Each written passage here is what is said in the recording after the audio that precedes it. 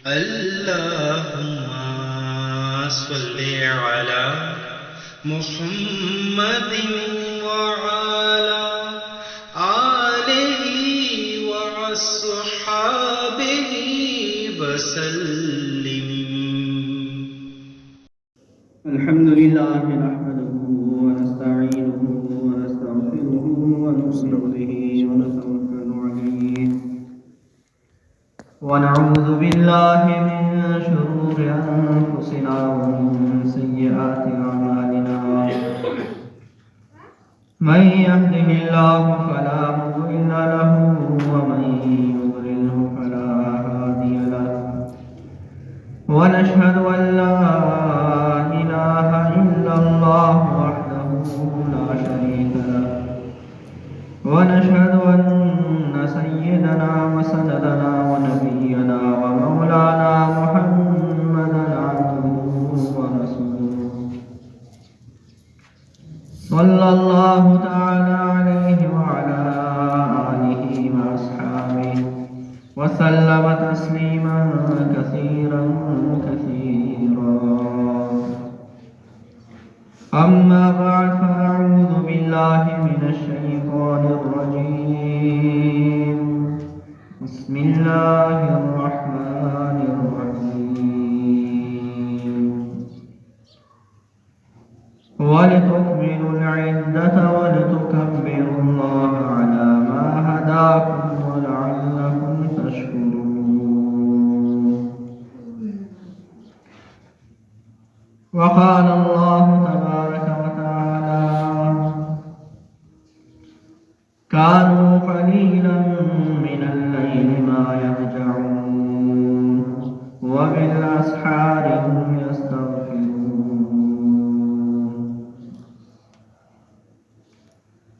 وعن أبي هريرة رضي الله تعالى عنه قال: قال رسول الله صلى الله عليه وسلم: من صام رمضان إيمانا واحتسابا غفر له ما تقدم من ذنبه، أو كما قال عليه السلام.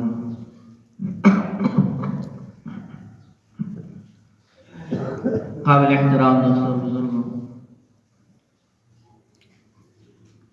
رمضان المبارک کا آج آخری دن ہے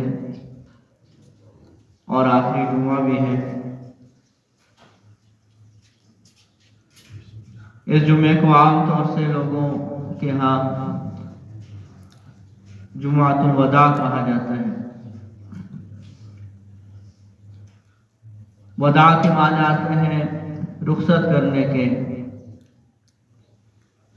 اور اس جمعے کو جمعۃ الوداع کہنا یہ کوئی شرعی بات نہیں ہے، اس کی کوئی شرعی حیثیت نہیں ہے. صرف اس وجہ سے یہ نام عوام نے دے دیا ہے کہ یہ آخری جمعہ ہے، اور جیسے کسی کو رخصت کرتے وقت اس کو الوداع کہا جاتا ہے، تو اس جمعے کا نام بھی شاید اس لیے جمعۃ الوداع رکھ دیا. باقی شرعی حیثیت اس جمعے کی کوئی خاص الگ سے نہیں ہے کہ حضور علیہ الصلوۃ والسلام نے اس جمعے کے لیے الگ سے کوئی احکامات دیے ہوں، کوئی عبادات بتائی ہوں، یا الگ سے اس جمعے کی کوئی خاص فضیلت بیان کی ہو. ایسی کوئی بات نہیں. جیسے بہت سے لوگوں میں مشہور ہے کہ آخری جمعے میں جمعۃ الوداع میں خاص انداز سے جو ہے نوافل پڑھے جائیں، خاص تعداد میں جو ہے نوافل پڑھتے ہیں، خاص عبادتیں بیان کرتے ہیں. شرعی اعتبار سے ایسی کوئی بات نہیں ہے. ہاں یہ الگ بات ہے کہ رمضان المبارک کا بابرکت مہینہ، جس کو اللہ تعالیٰ کے حبیب صلی اللہ علیہ وسلم نے سید الشہور فرمایا، تمام مہینوں کا سردار مہینہ ہے، اور جمعے کے بارے میں آتا ہے کہ خیر یوم طلعت علیہ الشمس یوم الجمعہ، سب سے بہترین دن جس پر سورج طلوع ہوتا ہے جمعے کا دن ہے۔ تو ایسے اعتبار سے رمضان المبارک کا ہر جمعہ جو ہے وہ قابل قدر ہے۔ ویسے تو رمضان المبارک کا ہر لمحہ قابل قدر ہے، ہر لمحہ ہی ایسا ہے کہ جتنی بھی ہم قدر کریں، جتنا بھی شکر ادا کریں، ہم جو ہے شکر ادا نہیں کر سکتے کہ رمضان المبارک میں اللہ تعالیٰ نے ہمیں زندگی عطا فرمائی، اور اتنا ہمیں اللہ تعالیٰ نے موقع دیا کہ اللہ نے رمضان دوبارہ ہماری زندگی میں ایک مرتبہ بھیج دیا۔ تو رمضان المبارک کا ہر لحظہ، ہر لمحہ، ہر سیکنڈ جو ہے وہ قابل قدر ہے۔ اور پھر رمضان المبارک میں جو جمعہ آ جائے، خیر یوم طلعت علیہ الشمس یوم الجمعہ، سب سے بہترین جو ہے جمعوں میں، عام دنوں میں جو ہے سب سے بہترین دن جمعے کا دن ہے۔ تو دو فضیلتیں پھر جمع ہو جاتی ہیں، ایک رمضان المبارک کا مہینہ اور پھر جمعے کا دن۔ تو اس اعتبار سے رمضان المبارک کا ہر جمعہ جو ہے وہ بہت بڑی فضیلت والا ہو جاتا ہے۔ اور پھر آخری جمعہ جو ہے، اس میں ہر مسلمان کی دو کیفیتیں ہوتی ہیں، ہر مسلمان کی دو کیفیتیں بلکہ ہونی چاہیے۔ اس اعتبار سے جو ہے یہ جمعہ پھر اور اہم اور فضیلت والا ہو جاتا ہے۔ اور آخری جمعہ ہے، کچھ پتہ نہیں ہوتا کہ آئندہ سال جو ہے ہمیں رمضان المبارک ملے یا نہ ملے۔ کتنے لوگ جو پچھلے رمضان میں ہمارے ساتھ تھے، تراویح کی نماز بھی ہمارے ساتھ انہوں نے پڑھی، روزے بھی انہوں نے رکھے، اور عید کی نماز میں بھی شریک تھے، لیکن آج وہ دنیا میں نہیں ہیں اور زمین کے نیچے جو وہ جا چکے ہیں۔ اسی طرح ہم میں سے ہر ایک کے بارے میں یہ امکان موجود ہے کہ پتہ نہیں اگلا رمضان ہمیں ملے گا یا نہیں ملے گا۔ اور یہ بات تو یقینی ہی ہے کہ یہ جو جمعہ ہے، رمضان المبارک کا جمعہ، یہ اس سال اب دوبارہ نہیں ملے گا۔ تو اس اعتبار سے اس جمعے میں انسان کو چاہیے کہ وہ اللہ تعالیٰ کی جتنی زیادہ عبادت کر سکتا ہے عبادت کرے۔ کوئی خاص عبادت کی شکل نہیں آئی ہے حدیث میں، کوئی خاص فضیلت جمعے کی الگ سے نہیں آئی ہے، لیکن اس لیے کہ اس سال دوبارہ یہ جمعہ ہمیں نہیں ملے گا، اور پتہ نہیں اگلے سال جو ہے ہماری زندگی ہو یا نہ ہو، تو یہ خاص فضیلت والا جمعہ جو ہے اس سے ہم فائدہ اٹھائیں اور اس موقع کو غنیمت جانیں، جتنی زیادہ عبادت ہم کر سکتے ہم کریں۔ باقی یہ کہ ہر مسلمان کی اس جمعے میں دو کیفیتیں ہوتی ہیں، اور اب جمعہ بھی ہے اور آخری دن بھی ہے، تو ہر مسلمان کی دو حالتیں ہونی چاہیے۔ پہلی حالت جو ہے مسرت کی ہے اور خوشی کی ہے۔ ہر مسلمان کو جو ہے خوش ہونا چاہیے اور ہر مسلمان کو مسرور ہونا چاہیے۔ اور دوسری حالت جو ہے وہ ڈر اور خوف کی ہے کہ ہر مسلمان کو جو ہے وہ ڈرنا بھی چاہیے اور خوف زدہ بھی ہونا چاہیے، پریشان بھی ہونا چاہیے۔ اب یہ دونوں باتیں ایک وقت میں، خوشی اور غم، یہ کیسے جمع ہو سکتی ہیں؟ مختلف حیثیتیں ہیں، متضاد چیزیں جو ہیں وہ مختلف حیثیتوں سے جمع ہو سکتی ہیں بیک وقت بھی۔ ایک حیثیت سے آدمی خوش ہو اور دوسری کسی حیثیت سے آدمی غمگین ہو، یہ ہو سکتا ہے۔ ایک ہی حیثیتوں سے دو متضاد چیزیں جمع نہیں ہو سکتی کہ ایک ہی وجہ سے خوش بھی ہو اور اسی وجہ سے وہ غمگین بھی ہو، ایسا نہیں ہوتا۔ تو یہ جو آخری دن ہے، آخری جمعہ ہے، جس کو جمعۃ الوداع کہا جاتا ہے، عوام میں یہ نام اس کا مشہور ہو چکا ہے، اس میں خوشی اور مسرت بھی ہونی چاہیے اور ڈر اور خوف اور پریشانی بھی ہونی چاہیے۔ خوشی کس بات کی اور مسرت کس چیز پر؟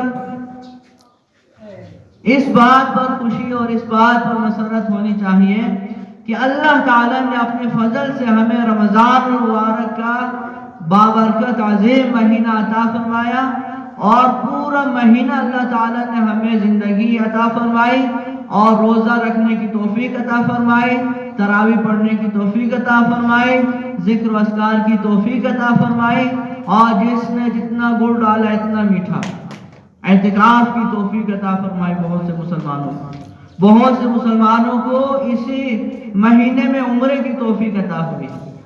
حدیث پاک میں آتے ہیں رمضان المبارک کا عمرہ جو ہے یہ حج کے برابر ہے۔ ہمارے ابھی بھی بعض مقتدی وہی ہیں۔ تو اس بات کی خوشی کہ اللہ تعالیٰ نے اپنے فضل سے مجھے رمضان المبارک کا بابرکت مہینہ عطا فرمایا، اور صرف یہ نہیں کہ مہینہ عطا فرمایا، اللہ نے مجھے عبادات کی بھی توفیق عطا فرمائی۔ الحمدللہ میں نے روزے بھی رکھے، الحمدللہ تراویح کی نماز بھی پڑھی، الحمدللہ قرآن سنایا، اور اس کے علاوہ بھی اللہ تعالیٰ نے نیکیوں کی توفیق عطا فرمائی۔ اس پر ہر انسان کو خوش ہونا چاہیے۔ ایک حدیث پاک میں آتا ہے مسلمان ہونے کی نشانی کیا ہے، ایماندار ہونے کی نشانی کیا ہے؟ اذا سرت کا حسنتک واذا اساءت کا سیئتک فانت مؤمن۔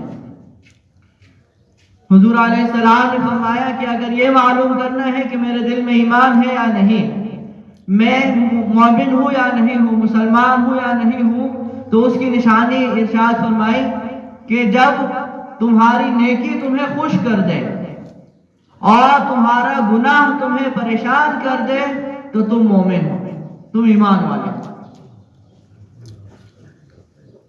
کوئی مسلمان نیک کام کرے اور اس کا دل خوش ہو جائے اور اس کی زبان پہ آیا الحمدللہ، اللہ کا فضل ہوا مجھ پر، اللہ کا کرم ہوا کہ میں نے یہ نیک کام کیا، اور خدا نہ خواستہ اگر کبھی اس سے کوئی گناہ ہو جائے تو وہ پریشان ہو جائے، وہ غمگین ہو جائے، اور اس کا دل جو ہے اور اس کا چہرہ جو ہے مرجھا جائے،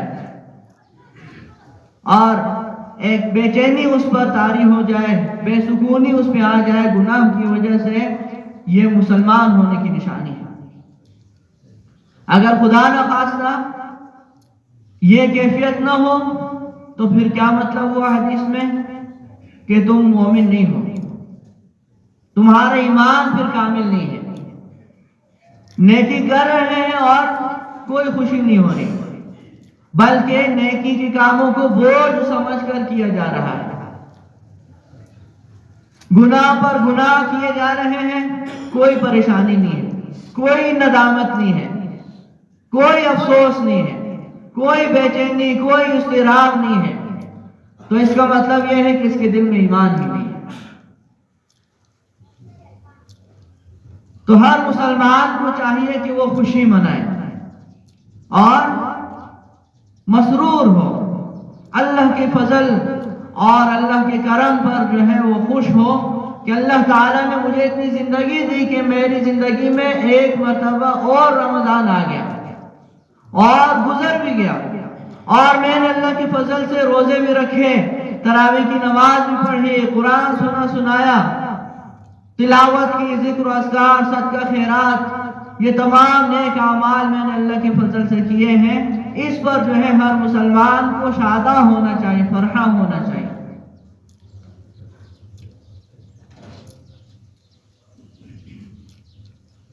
اب شیطان کیا کرتا ہے؟ وہ مایوس کرتا ہے۔ مایوس کیسے کرتا ہے کہ تو نے بھی کیا نمازیں پڑھی ہیں، تیری بھی کیا نمازیں ہیں، بس یوں ہی ٹکرے مارتا ہے، تیرا بھی کیا روزہ ہے،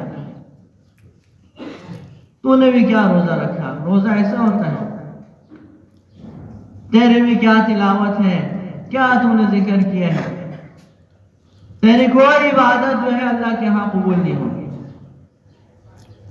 اور اس طرح شیطان کیا کرتا ہے، مایوس کرتا ہے۔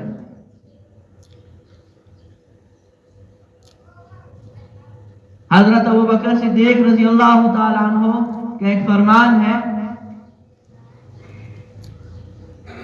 کہ جو بھی نیکی انسان کرے، جس نیکی کی بھی اللہ تعالیٰ توفیق دے، نماز پڑھی، روزہ رکھا، زکوٰۃ دی، حج کیا، تلاوت کی، ذکر و اذکار کیا، کسی کے ساتھ کوئی اچھائی کی، جو نیک کام بھی کوئی بھی مسلمان کرے، اس کو چاہیے کہ اس نیک کام کے انجام پر اور اس کے اختتام پر جو ہے وہ دو لفظ کہے۔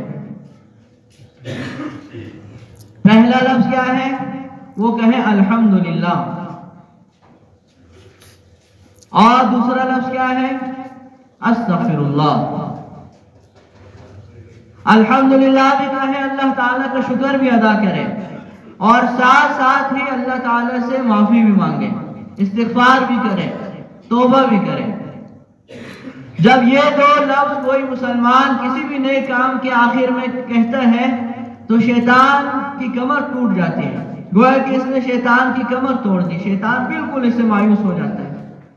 اصل میں شیطان کا کام کیا ہے، پہلے تو شیطان ہمیں نیک کام کرنے نہیں دیتا، اس کی پوری کوشش یہ ہے کہ یہ نیک کام نہ کریں، نماز نہ پڑھیں، روزہ نہ رکھیں، یہ تراویح کی نماز نہ پڑھیں، یہ قرآن نہ پڑھیں، یہ اعتکاف نہ کریں، یہ عمرہ نہ کریں، یہ حج نہ کریں، جتنے بھی نیک اعمال ہیں کسی بھی نیک کام کرنے کو نہیں چھوڑتا ہے، پوری اس کی کوشش ہوتی ہے کہ یہ نیک کام نہ کرنے پائے، اس لیے کہ قرآن نے ہمیں اس کی دشمنی سے آگاہ کیا ہے، ان شیطان لکم عدو فاتخذوہ عدوا، شیطان تمہارا کھلا دشمن ہے، عدو مبین بھی اللہ نے فرمایا، اس کو اپنا دشمن بناؤ، اپنا دشمن سمجھو اس کو۔ لیکن جب انسان اللہ کے فضل سے کوئی نیک کام کر لیتا ہے، پہلے تو اس نے پوری کوشش کی شیطان نے کہ نیک کام نہ کرے، لیکن جب اللہ کا فضل ہوتا ہے، اللہ کا کرم ہوتا ہے، انسان اللہ کی توفیق سے جب کوئی نیک کام کر لیتا ہے تو اب شیطان کی دوسری کوشش یہ ہوتی ہے کہ اس نیکی کو ضائع کر دے، نیکیاں ضائع بھی ہو جاتی ہیں، ختم بھی ہو جاتی، اسی لیے اللہ نے یہ نہیں فرمایا کہ جو نیک کام کرے گا اس کو اتنا اتنا ملے گا، اللہ نے فرمایا من جاء بالحسنۃ فلہ عشر امثالھا، جو نیکی لے کر آئے گا اس کو 10 گنا ملے گا۔ اللہ نے یہ نہیں فرمایا جو نیک کام کرے گا، جو نیکی لے کر آئے گا۔ کیا مطلب، ایک ہے نیک کام کرنا، ایک ہے اس نیک کام کو پھر سنبھال کے رکھنا اور اپنے ساتھ قبر تک لے جانا، اللہ کے پاس اس کو پہنچانا۔ ان دونوں باتوں میں بہت فرق ہے، نیک کام کرنا، پھر اس نیک کام کو حفاظت سے رکھنا اور اللہ تعالیٰ کے پاس اس کو پہنچانا۔ تو شیطان کیا کرتا ہے، پہلے نیک کام کرنے نہیں چھوڑتا، جب آدمی نیک کام کر لیتا ہے تو پھر شیطان کی دوسری کوشش یہ ہوتی ہے کہ یہ نیک کام جو اس نے کیا ہے یہ اس سے ضائع ہو جائے، اس کے اس نے کئی طریقے جو ہے رکھے ہیں نیکی ضائع کرنے کے، اور حدیثوں میں ان تمام گناہوں پر مطلع فرمایا ہے کہ اس گناہ سے نیکیاں ضائع ہو جاتی ہیں، اس گناہ سے نیکیاں ضائع ہو جاتی ہیں، اس گناہ سے نیکیاں ضائع ہو جاتی ہیں، وہ تمام گناہ جو ہے بتائے ہیں، جن میں سے ایک گناہ جو ہے غیبت ہے، غیبت کی وجہ سے جو ہے وہ نیکیاں ختم ہو جاتی ہیں۔ کیا مطلب ختم ہونے کا، جس کی غیبت کی ہے اس کے پاس چلی جاتی ہے۔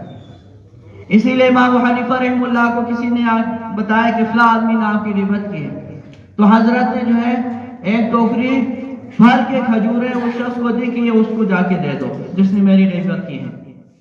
وہ حیران رہ گیا کہ اس نے جو ہے آپ کو نقصان پہنچایا، آپ کی غیبت کی، آپ اس کو جو ہے نواز رہے ہیں، اس کے اکرام فرما رہے ہیں۔ تو امام صاحب رحمہ اللہ نے فرمایا کہ وہ اپنی نیکیاں مجھے دے رہا ہے، وہ تو کتنا احسان کر رہا ہے میرے ساتھ، احسان کا شکر تو ادا ہونا چاہیے۔ اور اسی طرح حقوق العباد میں کوتاہی سے بھی نیکیاں ختم ہو جاتی ہیں۔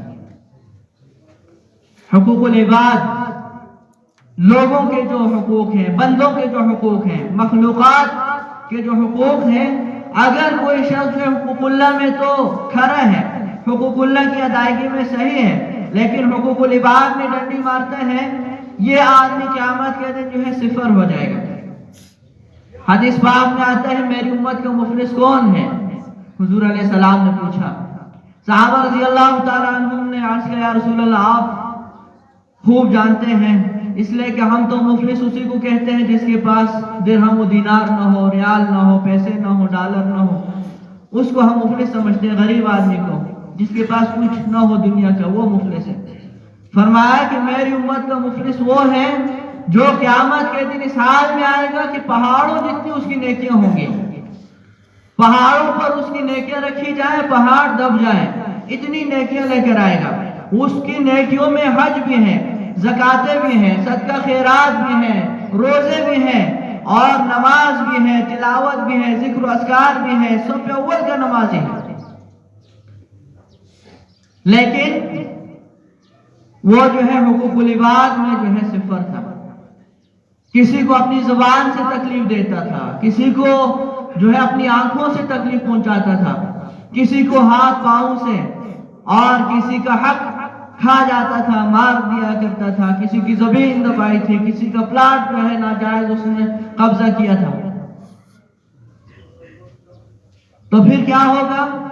اب یہ صاحب حق جتنے بھی ہیں یہ آئیں گے اللہ تعالیٰ کے ہاں کہ یا اللہ وہ تو انصاف کا دن ہے نا، انصاف یوم الفصل، فیصلے کا دن۔ تو یہ جتنے بھی اہل حقوق ہیں آئیں گے اور اپنے اپنے حق کا مطالبہ کریں گے، تو وہاں جو ہے انصاف ہے، اور وہاں کی کرنسی کیا ہے؟ اعمال۔ وہاں کی کرنسی پھر نیک اعمال۔ تو وہاں پھر یہ اس کے جو نیک اعمال ہیں، حج ہے، زکوٰۃ ہے، صدقہ خیرات ہے، یہ جو ہے ان لوگوں کو اللہ پاک دیتے چلے جائیں گے۔ کوئی کہے گا اس نے مجھے مکہ مارا تھا، کوئی کہے گا اس نے مجھے گالی دی تھی، کوئی کہے گا اس نے جو ہے میرا پیسہ کھایا تھا، اس نے میری زمین دبائی تھی۔ تو اب اس کے نیک اعمال جو ہے ساری زندگی یہ جن پر امید باندھ کے بیٹھا رہا کہ میری مغفرت ہوگی، وہ سارے نیک اعمال لوگ لے جائیں گے، اور اس کے نیک اعمال سارے ختم ہو جائیں گے، ابھی تک حقوق والے باقی ہوں گے۔ تو پھر کیا کیا جائے گا؟ وہ تو انصاف کا دن ہے۔ اب ان کے برے اعمال، ان کی جو برائیاں ہیں، ان کے جو گناہ ہیں، وہ اس پر ڈالے جائیں گے، اس کے کھاتے میں جمع کیے جائیں گے۔ پہاڑوں جتنی نیکیاں لے کر آیا تھا، پہاڑوں جتنے گناہ اب اس کے پاس جمع ہو جائیں گے۔ فرمایا یہ میری امت کا مفلس ہے۔ اسی طرح ایک گناہ جس کی وجہ سے انسان کے اعمال جو ختم ہو جاتے ہیں وہ مایوسی ہے، کہ انسان جو ہے جب کوئی نیک کام کرتے ہیں تو شیطان پھر اس کو مایوس کرتے ہیں کہ یہ کوئی نیک کام تھا، یہ کوئی نماز پڑھی تم نے، یہ کوئی روزہ رکھا، یہ کوئی تلاوت کی، یہ کیا حج کیا تم نے، مایوس کر دیتے ہیں۔ تو ابو بکر صدیق رضی اللہ تعالیٰ عنہ فرما رہے ہیں کہ جب بھی کوئی نیک کام مسلمان کرے اس کو چاہیے کہ الحمدللہ کہے اور استغفر اللہ کہے۔ الحمدللہ پہلے اس کا میں ذکر کرتا ہوں، تمہید میں نے سب استغفر اللہ کی بات کی۔ الحمدللہ کیوں کہیں؟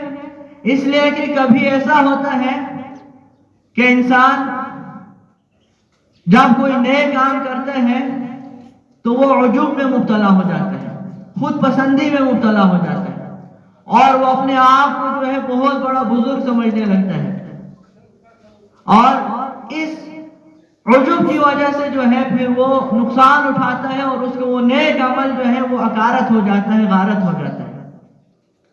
تو اس لیے الحمدللہ کہنے کو فرما رہے ہیں ابو بکر صدیق رضی اللہ تعالیٰ عنہ کہ انسان جب بھی کوئی نیک کام کرے، روزہ رکھے، صدقہ خیرات کرے، کوئی تلاوت کرے، تو وہ اس کو اپنا کمال نہ سمجھے، بلکہ وہ کہے الحمدللہ، اللہ تعالیٰ کا شکر ہے، اللہ کا احسان ہے، اللہ کا فضل ہے، تمام تعریفیں اللہ ہی کی ہیں جس نے مجھے یہ عمل کرنے کی توفیق عطا فرمائی۔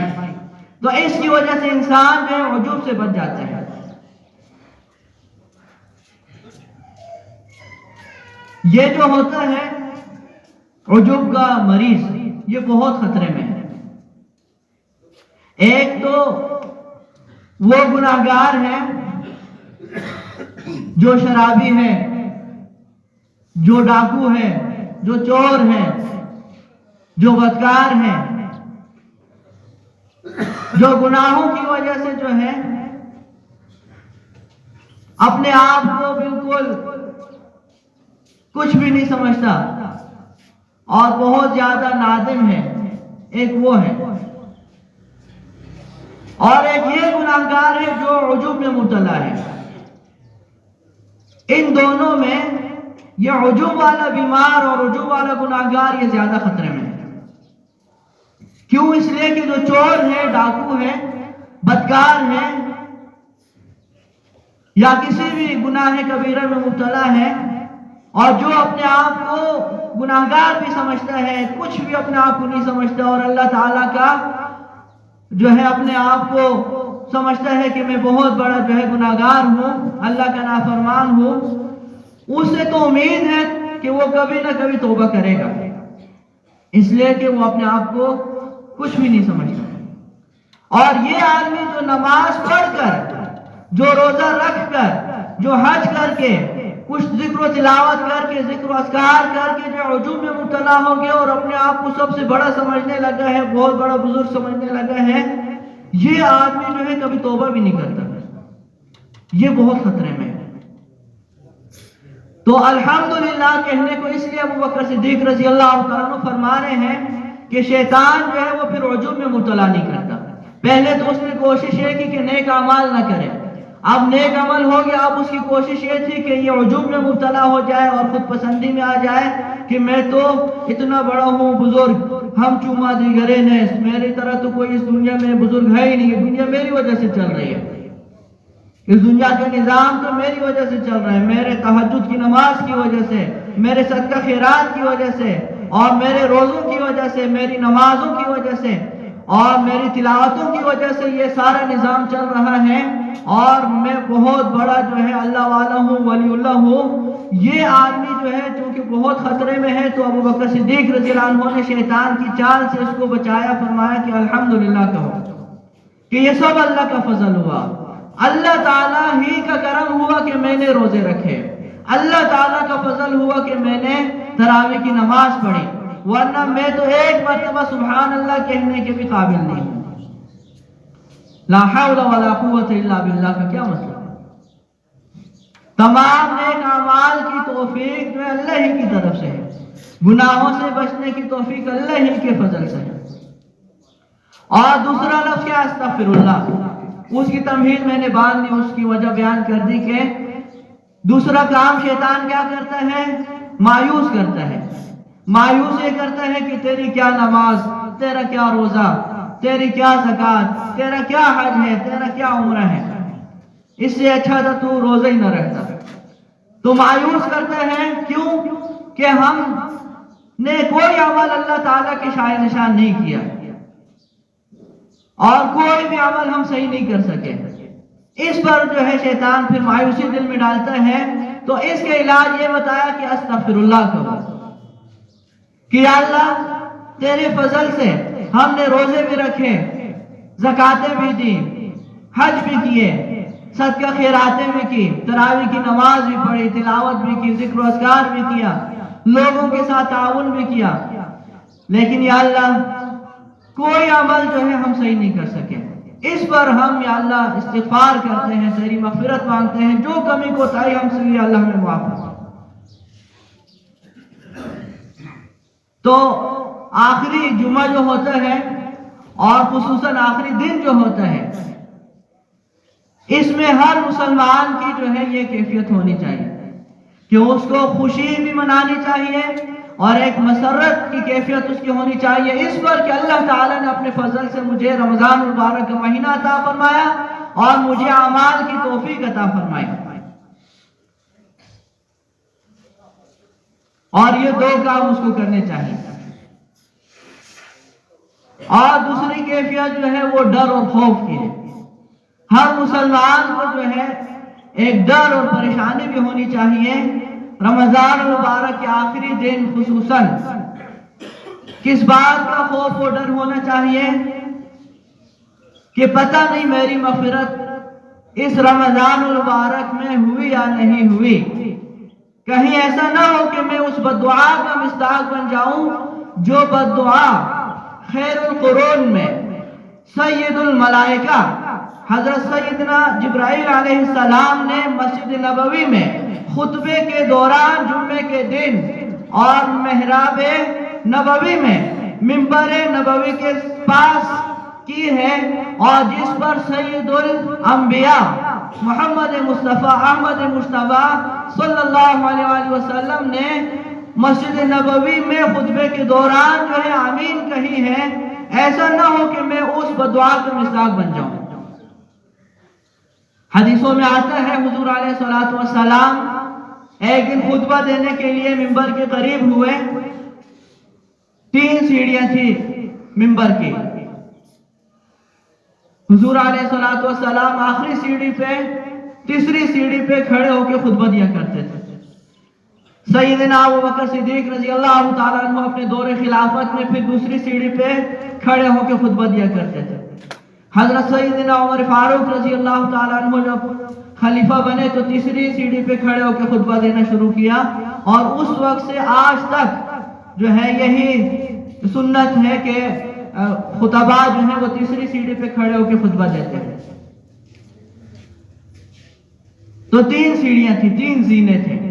تو حضور علیہ السلام نے پہلے زینے پر جب قدم مبارک رکھا تو فرمایا آمین، اور جب دوسرے زینے پر قدم مبارک رکھا تو فرمایا آمین، اور جب تیسرے زینے پر تیسری سیڑھی پر قدم مبارک رکھا تو فرمایا آمین۔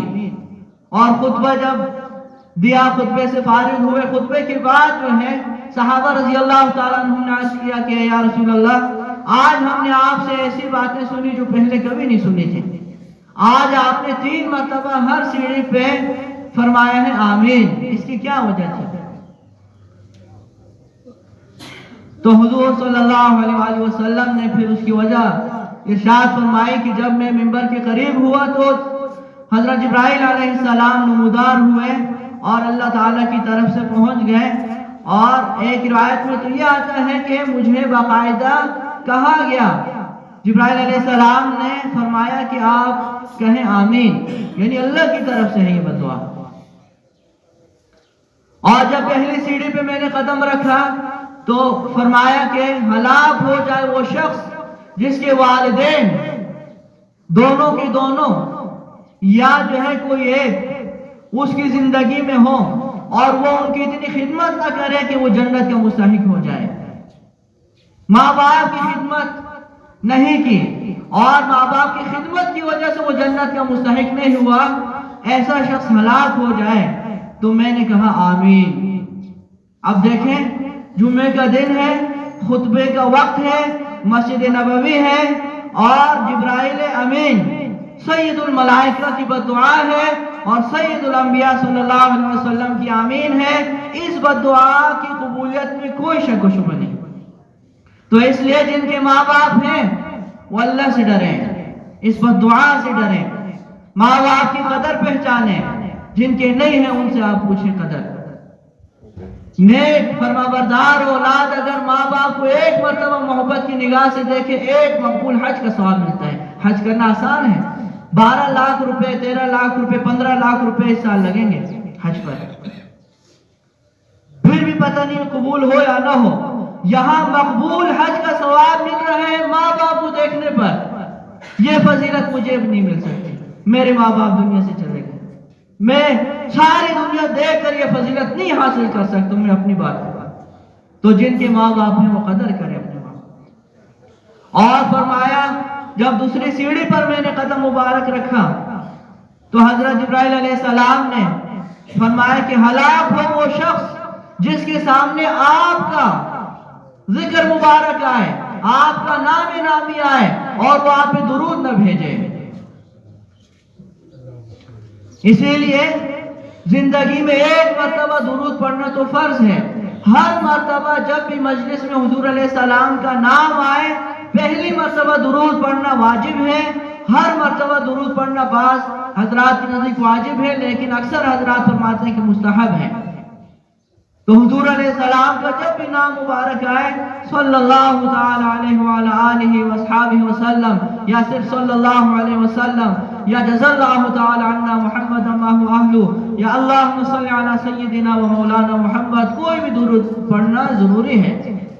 وجہ یہ ہے کہ حضور علیہ السلام کے احسانات ہم پر ہمارے جو ہے ہمارے ماں باپ سے بھی زیادہ ہے. اور جب میں نے تیسری سیڑھی پر قدم رکھا تو حضور علیہ السلام فرماتے ہیں کہ جبرائیل علیہ السلام نے فرمایا کہ ہلاک ہو جائے وہ شخص جو رمضان المبارک کا بابرکت مہینہ پائے اور اس کی مغفرت نہ ہو. تو میں نے کہا آمین. تو اب ہر مسلمان کو اس آخری دن ڈرنا چاہیے کہ ایسا نہ ہو کہ میں اس بددعا کا مصداق بن جاؤں. کتنی خطرناک اور کتنی بڑی بددعا ہے یہ. کس موقع پہ یہ بددعا ہو رہی ہے، کس جگہ پہ ہو رہی ہے، کس زمانے میں ہو رہی ہے، اور کس کی زبان سے بددعا ہو رہی ہے، اور کس کی زبان مبارک سے آمین کہی جا رہی ہے. اس لیے ہر مسلمان کو جو ہے ڈرنا چاہیے، خوفزدہ ہونا چاہیے کہ پتہ نہیں ایسا نہ ہو کہ میں بھی اس بددعا کا مصداق ہی نہ بن جاؤں. اس لیے جو ہے خوف اور ڈر بھی ہونا چاہیے اور ساتھ ساتھ جو ہے پہلے میں نے عرض کیا کہ خوشی بھی ہونی چاہیے.